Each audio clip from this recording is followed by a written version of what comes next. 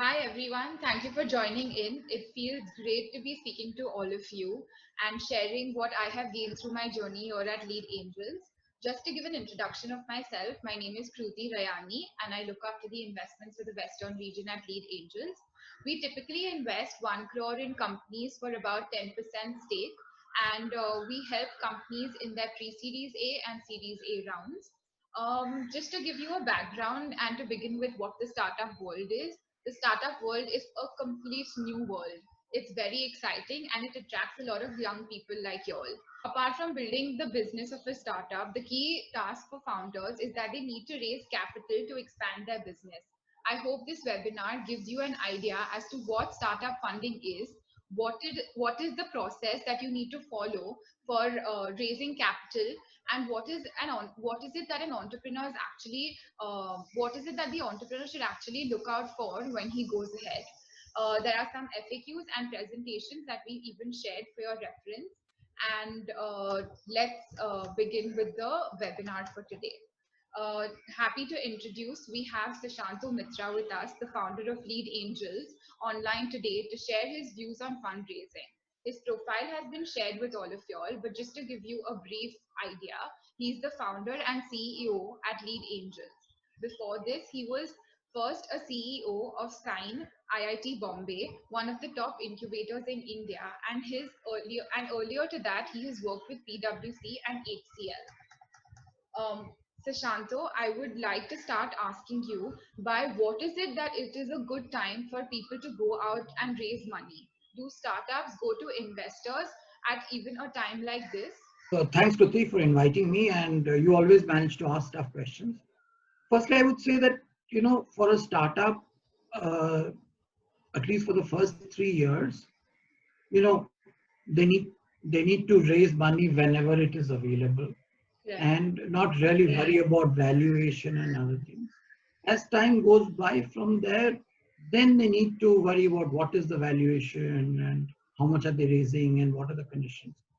In the beginning, I think startups don't have much of a choice. They have to raise what they.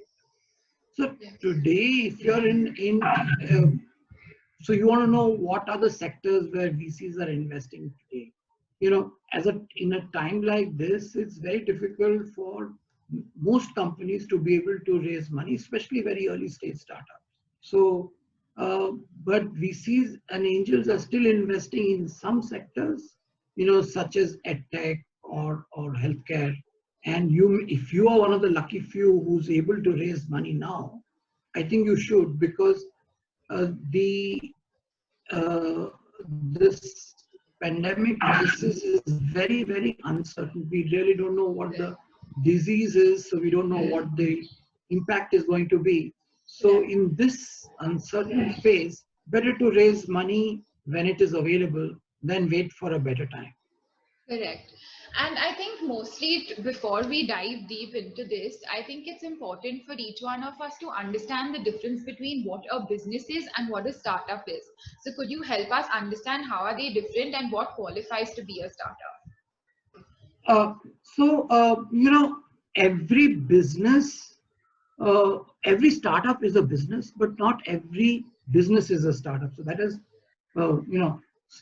startups are a subset of uh, businesses. Startups are those businesses which can scale very rapidly.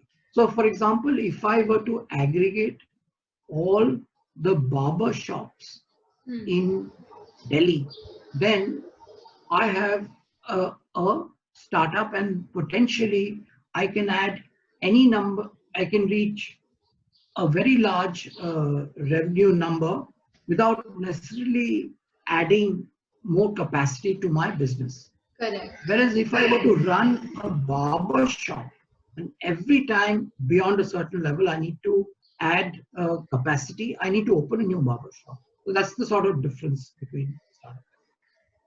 And how many startups actually do tend to make it through? Like how many startups fail and how many actually make it Right. So, there are different statistics, but one of the numbers which people say is that out of 100 startups, only two, survive in the first 5 years. Right? Out of that, all the 98 will die between different times of that 5 years. Right. So I think right after understanding the difference between a startup and a business, I think one still gets confused with those different kind of funding rounds. We keep hearing words all the time, but it would be great if you could break it down and explain what each round specifically means and who are they actually meant for. Right. So, when a startup starts a business, the first money that comes up, maybe the founder herself or himself puts in some money, but the next set of money, which is external, comes from friends and family. So you ask your parents, your brothers, sisters, friends, maybe your colleagues in a company that you worked for earlier to come and put in money. When they invest in you, they're primarily investing in A, to help you, and B, the trust and the comfort that they had with you as a friend, as a colleague, maybe as a parent and a sibling as well. True. Right? But when you move forward, then you have a situation where you have to meet external investors, and they could be angel networks, could be venture capital funds. So they will value you as well as your business. They will look at the business seriously before they make a decision to invest in you. Your friends and family may not. And as you go forward, this will keep on changing. So, as I was saying, the friends and family round is, up to say about 50 lakhs. Beyond that is the angel round, say from 50 lakhs to about, 3 crores. And thereafter, you're talking about pre-series A of, 3 crores and above till about, 10, 15 crores. And from there onward, series A starts. These are not hard and fast sort of rules. It's not, but these are, these are, interchangeable to some extent. Correct. So basically, from what I understand is that a business to keep growing, they'll have to keep raising more capital, and they'll have to keep going back either to angel networks or VCs for the same. Now, I think what the question would be that if we go back to angel networks or to VCs, then what is it that we need to be prepared with? What is it that they will first look at and first expect us to know? Yeah, so, when investors want to look at a company, they will have to evaluate it. Just any financial investor, whether it's your bank or where you're looking for a loan or it's equity investments, they will want to make an evaluation of the business to see what is the possible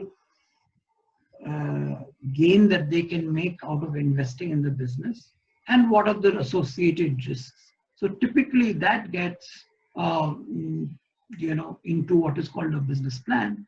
And given the fact that people have limited amount of time, they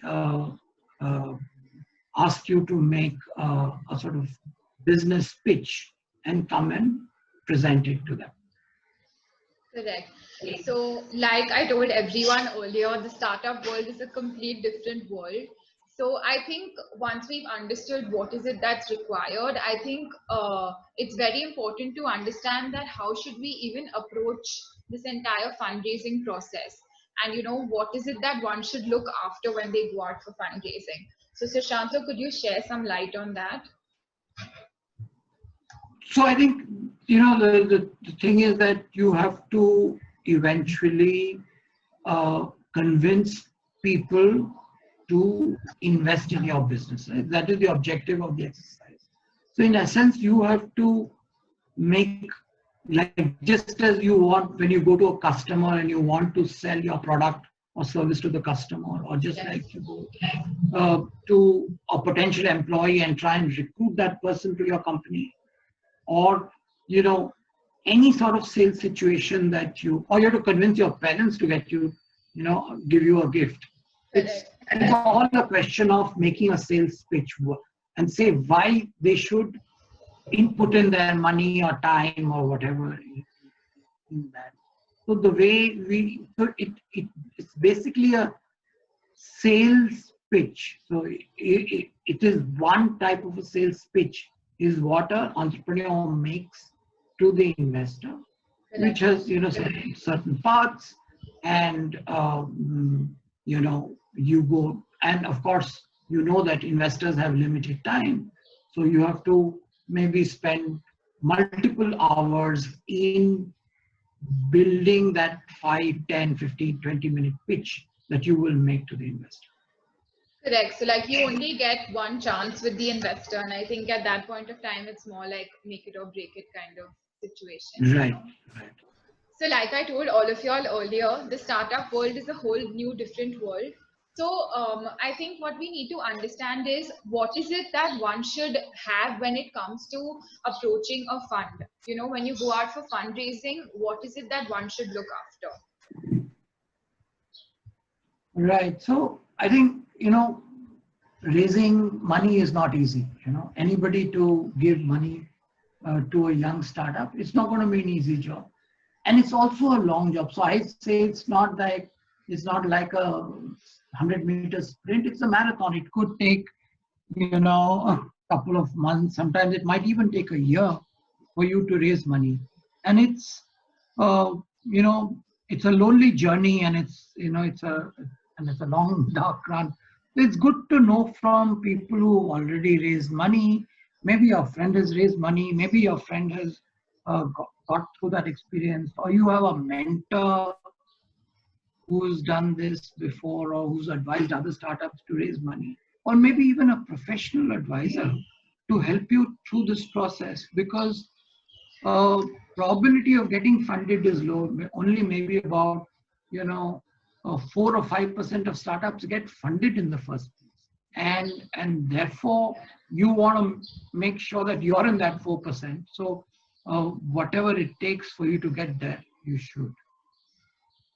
So I think what you're saying is that it's important to take someone's help instead of, going solo on a path like this.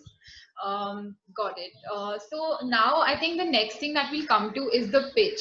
I think if I say that, my business is simple and we don't need a pitch deck, I mean, that's not something that's going to be possible because it's not going to be that you're going to meet someone all the time.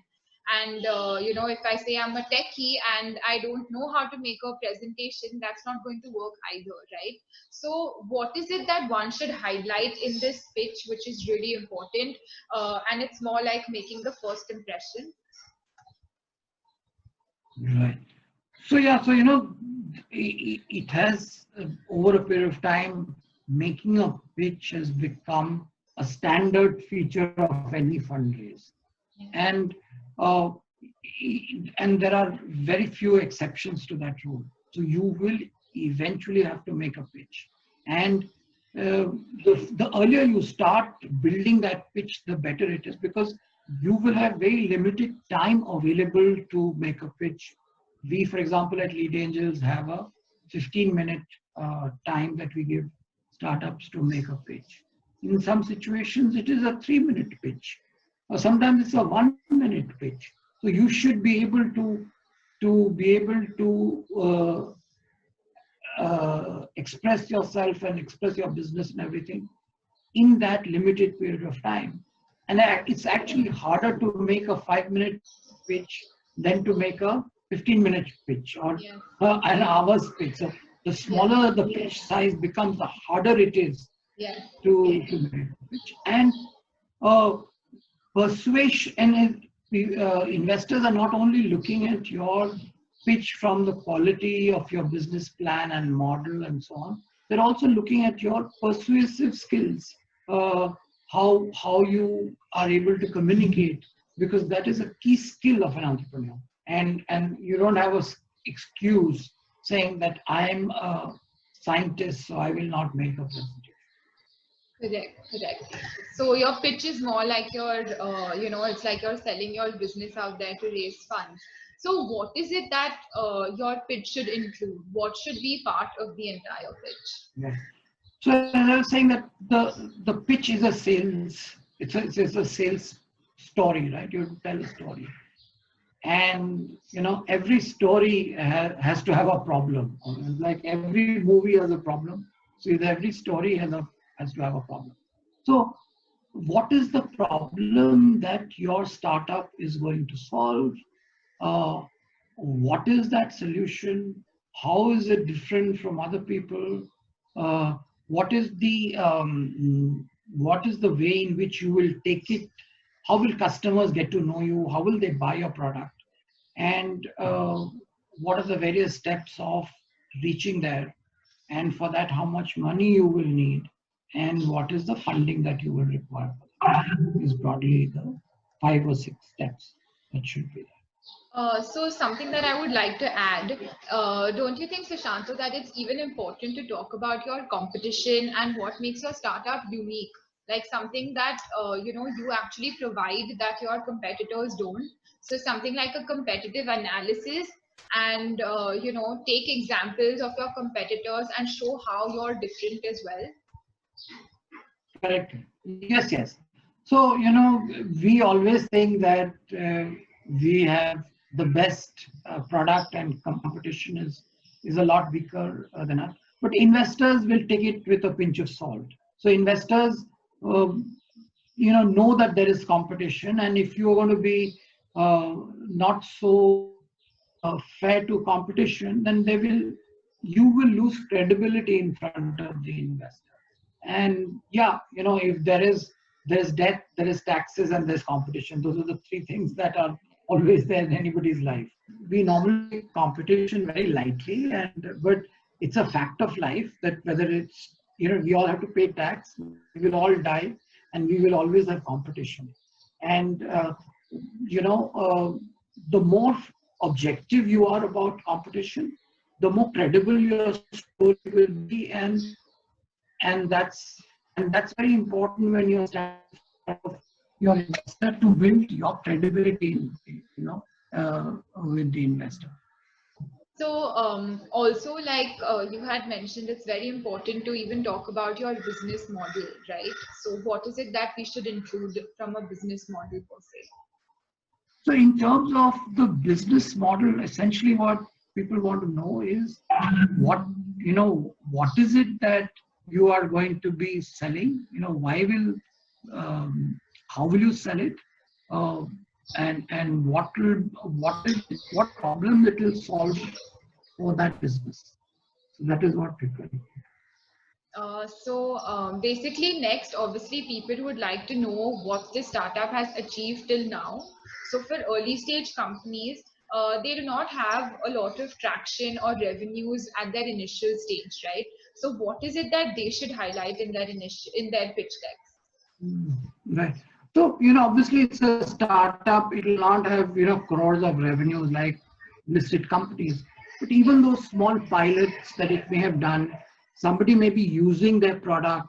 Uh, uh, Even if they've won some awards, they've achieved some press coverage. Those are also equal.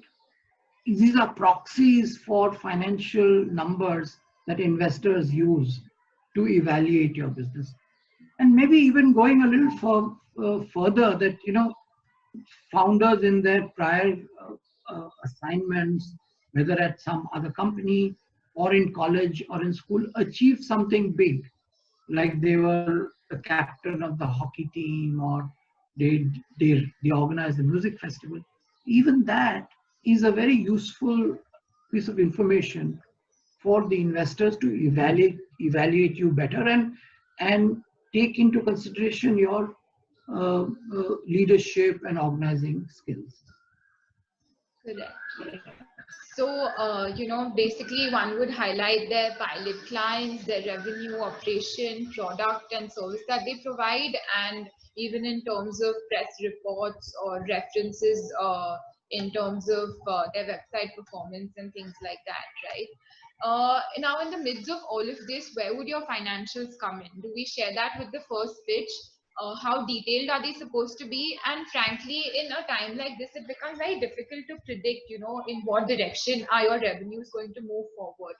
So in terms of assumptions also, taking it into all the uncertainty, what is it that people are looking for when it comes to financials? Right. So, when, life is uncertain, is even more uncertain at these times. So all the revenue projections which entrepreneurs make, I don't think that investors take them very seriously. What they are looking there is that, have you taken business reality in making those projections? Have you taken the costs seriously? Have you fully appreciated the costs that you will incur? Are those costs real? Those are the things that people are checking for. And not necessarily that they will look at your numbers. Having said that, these projections, if they tell a story that your company will never do more than 5 crores of revenue, then obviously that would disinterest the investors. So you don't be, while people know that you are going to be over optimistic, don't be under conservative in projecting your numbers. Because if you write whatever may be your business, may be profitable or otherwise, but if your revenues are not more than 5 crores in the fifth year, nobody is going to invest in your company. Right? So definitely that's a lot of information that's required, and an entrepreneur really needs to put in a lot of time and effort in preparing his pitch deck, because like we always say, the first impression is the last impression. Sometimes what people even need to do is that they need to take external help from friends in advertising or freelancing professionals who actually prepare pitch decks as well. But the way an entrepreneur can explain his startup, I think no one else can justify the same in terms of making a pitch, right? So I think it's more important for one to take care of a few common mistakes that a startup makes. One is not preparing enough when they go out to seek, the seed or that angel funding round. Starting the whole process of fundraising very late. Like we understood that it's a very long and time consuming process, so it's important to give it enough time. And not only doing basic research in terms of how your pitch should look like, but it's even important to do basic research on who is your right kind of investor. Example, if you're a consumer product, then it's important to go to funds which look at consumer space instead of going to a tech based form, right? Tech based investor. So things like this is very important that one needs to take care of. And it's not only about being ready with the basic pitch session, but it's even very important to be ready with your due diligence process as well. So all your backhand paperwork, your the approvals one needs and everything, all of that needs to be like taken care of, and all those documents should be kept in order. So Sushanto, have I like by and large covered what you have been Right, right, right. Right. So, yeah, and in essence, what the normal process, and of course, you can be lucky and you can be sitting for coffee at Starbucks and you find an investor happens to be sitting in the next desk and you tell him a story and he's ready to get a check, but that only happens in movies. In the real world, you will actually prepare a pitch deck and email it across, follow it up with multiple calls to finally get time with the investor or to go and physically make a pitch. They will have a whole lot of questions that they will ask you. There will be negotiations uh, where valuation and other things will come. That is if all goes well. And then they will give you what is a term sheet, which definitely defines what will be the terms of that investment. After that, there will be a legal and financial due diligence where whatever you may have stated in your business plan and other communication is going to be verified, whether you've been compliant with tax and other regulatory compliances. And once that is clear, investors and the company and the founders will sign agreement, which is typically called the shareholder agreement and share subscription agreement, where the respect legal rights and responsibilities are defined, and thereafter the money comes into your bank, what we call as MITB, money in the bank. So, thank you so much, Sushanto, for taking out time for this. I mean, the one key takeaway that I have got that is fundraising is not easy at all, but it is a process that you really need to give your time and effort to. And Sushanto, one last thing, that what is it the last piece of advice that you would like to give our audience, before we end? Right. So I think that, the entrepreneurs need to, founders, you will be going out to meeting VCs, and most of the time you're going to hear a no. So you better get used to hearing no, because even Facebook and Yahoo, and there are countless number of startups who got rejected by a lot of VCs and angels before they raised their first round. So be ready to take that in your stride, and I think be brave, and that's how uh, founders will do well. Okay. Thank you so much. That was really insightful, and hope to have another session with you again. Thank you.